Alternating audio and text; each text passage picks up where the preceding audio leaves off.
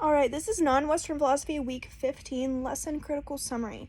So this lesson is over Neo-Confucianism. So this is a Confucianism that developed during the Song and Ming Dynasty, anywhere between 1960 and 1280, or 1360 and 1644.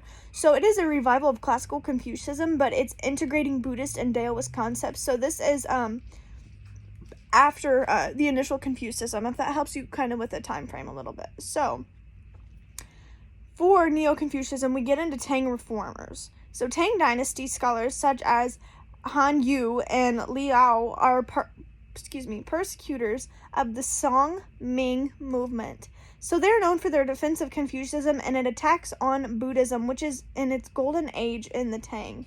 So Confucianism does attack on Buddhism, and they kind of contradict each other in a way, which we've learned from our past lessons as well. So we're going to go into Zhao Duni. So he integrated Taoist naturalism with Confucius doctrines, and this emphasizes that humans can master their QI, in according with the nature. So it's dispersed that a QI is invisible and insubstantial, but when it condenses, it takes on new properties. So a key is identified as a fundamental substance by which all processes of the universe can be explained. So the Neo-Confucianism is usually divided into two schools, the school of principle and the school of heart and mind. And we see that a lot with philosophy, as there's different schools of learning.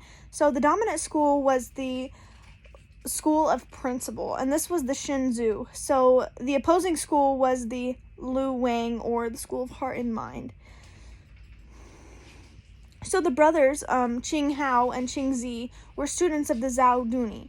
So they applied the concept of ritual as a universal principle that is in everything. So similar to like a Tao. And we see a lot of like contradictory works and a lot of other stuff like that. So now we're going to get into the school of principle.